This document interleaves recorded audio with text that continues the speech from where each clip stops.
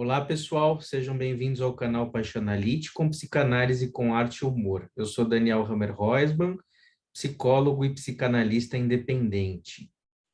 Bom, esse vídeo é um vídeo de fechamento de uma série de outros vídeos que eu tenho gravado sobre as minhas experiências de análise, a minha visão da clínica, a minha visão da política e da história da psicanálise que eu tenho gravado aqui no canal, né? O vídeo de hoje se chama Emancipar-se sem cuspir no prato que comeu, né? É um vídeo que tem a ver comigo, um vídeo autobiográfico, ao mesmo tempo ele tem a pretensão de ser um testemunho de fim de análise. Então eu citei, né, digamos, vários vídeos, né, por cima, né, de onde ele viria, que desaguaria nesse vídeo de hoje, mas se vocês quiserem um vídeo específico, né, para tomar como uma referência, né, que antecede esse é Minhas Experiências de Análise e Seus Finais, na playlist Clínica Psicanalítica e Política na Psicanálise, aqui do canal Paixanalítico. Tá? Então, esse vídeo é um vídeo de desdobramento desse outro vídeo em especial, embora esteja tudo conectado, né? Bom, vamos lá.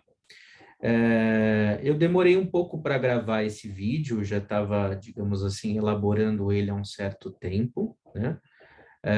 Porque tem coisas que demoram aí, né, para irem se decantando, para a ficha cair, né, vamos dizer assim. Mas basicamente hoje, passados aí alguns meses, em torno de 6 meses da morte do meu avô, né, que era psicanalista da Sociedade Brasileira de Psicanálise de São Paulo, eu começo a já compreender o que aconteceu nos últimos anos e de que maneira eu encontrei um processo de paz interior, de cura, e que tem muito a ver com o meu canal, com as produções, com os vídeos aqui do canal, né? Bom, o que eu percebi é que ao longo dos 33 anos, né, que eu fiz de análise, né, havia um aspecto que não ficou elaborado, né, na minha relação com o meu avô, que era justamente a importância de uma emancipação, que ele tanto dizia, né, através do seu entendimento clínico, uma emancipação, sobretudo emocional, mas também teórica, clínica, enfim, do lugar do psicanalista, mas que também tem a ver com uma emancipação enquanto neto, enquanto filho, no sentido simbólico dele, né? E que, digamos, as minhas análises anteriores, elas não conseguiram dar conta disso, principalmente as análises lacanianas que eu fiz, né? Porque antes eu não trazia isso como uma questão, mas nas análises lacanianas, sim, né? Então, digamos que, como vocês sabem, acabei falando nesse outro vídeo, eu acabei não fazendo uma formação na Sociedade Brasileira de Psicanálise de São Paulo, que seria, vamos dizer assim, a princípio esperado, tendo em vista que ele era de lá, meu avô, ele me ofereceu até uma formação completa lá na sociedade, né?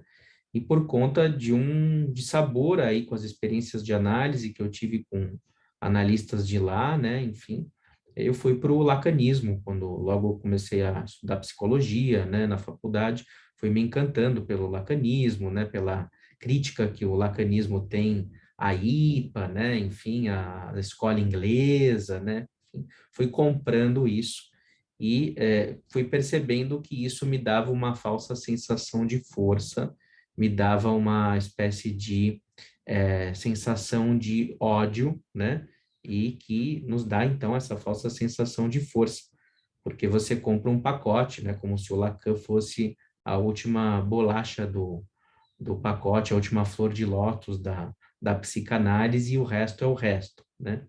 Então, o que que aconteceu? Nesses anos, né, em que eu estava frustrado com essas experiências de análise lá de Itaípa, né, ou na Sociedade Brasileira de Psicanálise, né, eu acabei abraçando o lacanismo a ferro e fogo e foi me distanciando do meu avô. A gente tinha conflitos, né, em relação a isso, e os meus analistas, né, lacanianos, de alguma maneira, eles incentivavam essa ruptura, no seguinte sentido: bom, ele deve se emancipar do grande outro dele, né? Ele está alienado, então ele precisa bancar o próprio caminho. E nesse sentido, há uma leitura até sadia, né? Nesse sentido assim de que, bom, o Daniel precisa ser ele mesmo, e é uma coisa que o meu avô sempre dizia também, o Daniel precisa ser ele mesmo.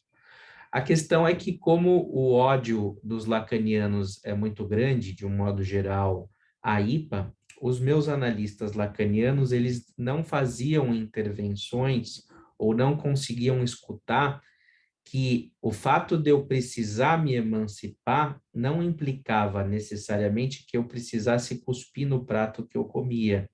Ou seja, eu não precisava odiar meu avô por causa disso, né? E então, porque, inclusive, se eu o odiava, era uma emancipação falsa, uma emancipação reativa ao ódio, né? Então, não havia uma emancipação de fato, ou seja, o ódio era uma reatividade a ele. Então, eu ainda ficava grudado nele, nesse sentido, né? Melhor dizendo. Então, o ódio deles, né, do meu avô, por tabela, né, um ódio à sociedade ou à IPA, impedia que eu tivesse essa emancipação verdadeira e visse que era necessário, de alguma maneira, eu filtrar o que tinha de bom, o que tinha de ruim nele, na IPA, enfim, o que quer que seja, para que eu pudesse ter uma via de conexão filiativa. Então, o que aconteceu? Nesses 10 anos que eu me tornei, entre aspas, lacaniano, tinha muito uma mobilização de muito ódio, de reatividade, e isso acabava me gerando uma sensação de solidão, de abandono, porque eu estava no lacanismo, mas não estava, né, propriamente dito, porque estava por reatividade. Muito do lacanismo, de fato, ele é formado por reatividade a outras tendências de psicanálise. Então, eu precisei, digamos, me dar conta disso quando meu avô, quando ele estava doente, já no fim da vida, nos últimos 3 anos, ele me outorgou uma curatela, né, para que eu pudesse representá-lo na justiça, cuidar dele, das contas, né, enfim, dele e da minha avó.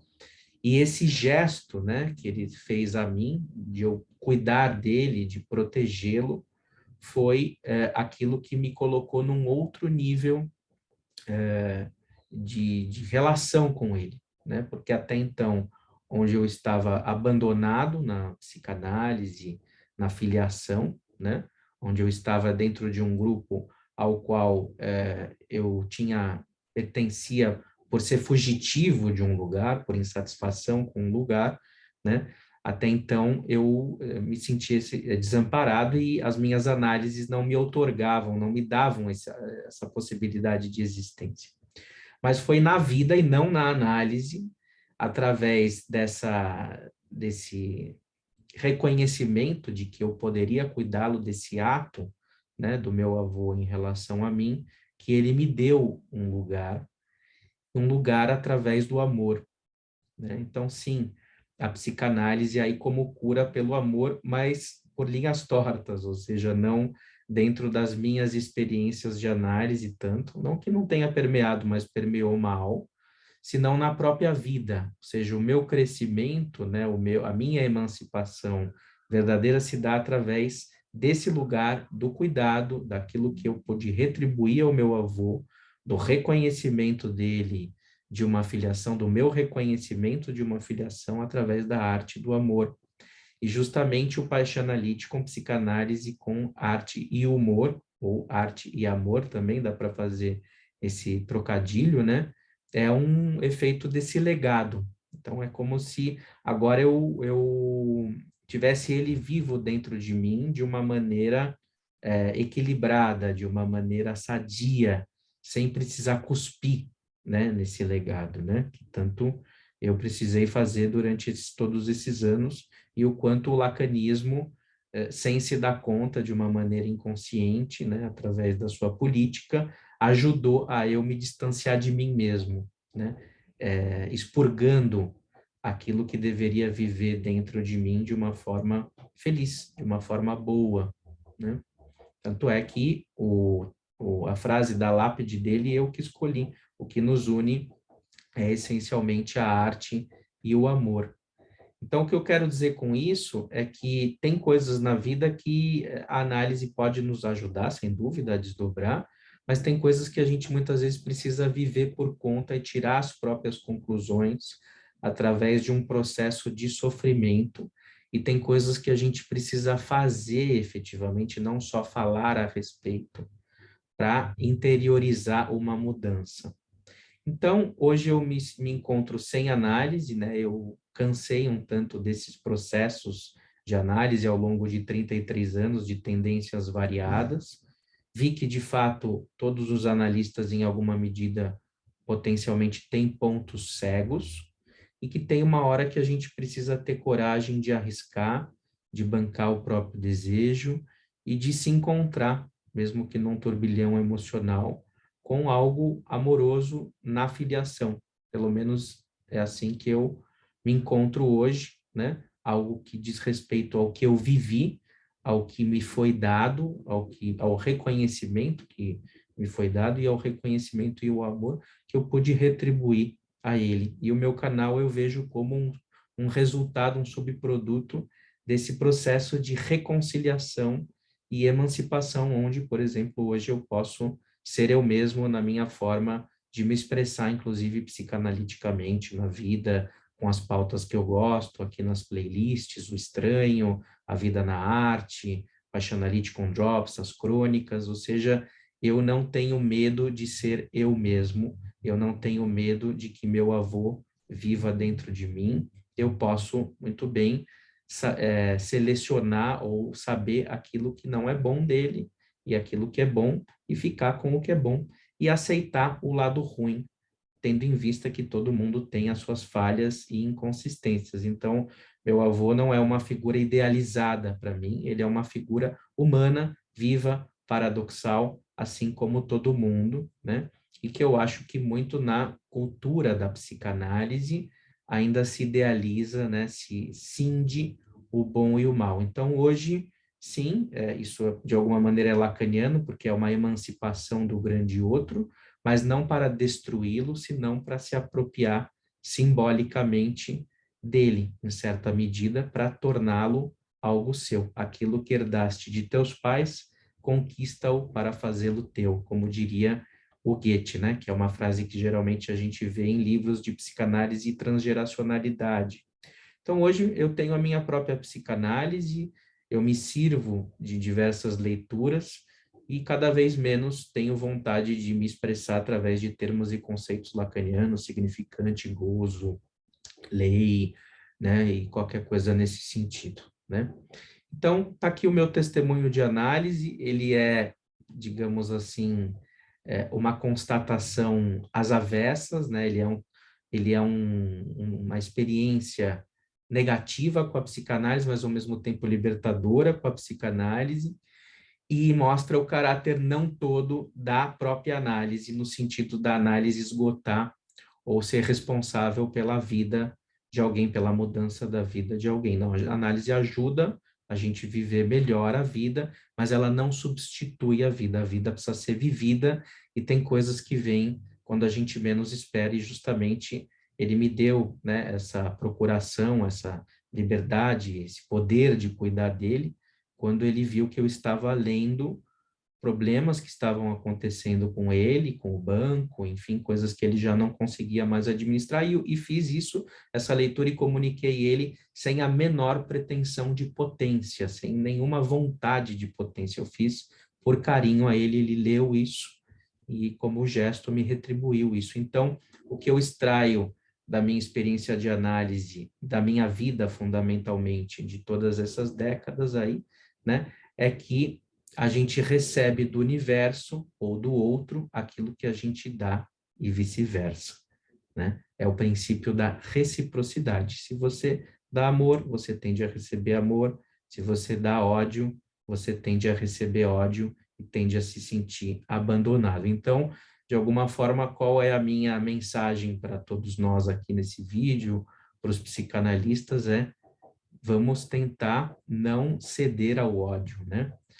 não abaixar a cabeça para o ódio, né? Vamos procurar construir algo além, né? Procurar ser a gente mesmo, autenticidade, honestidade, né?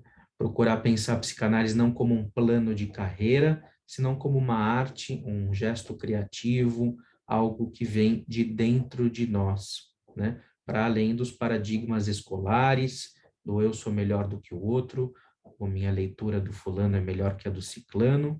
Não, cada um que tenha a sua psicanálise, o seu legado. Então é isso aí, pessoal. Obrigado pela presença e até o próximo vídeo. Tchau.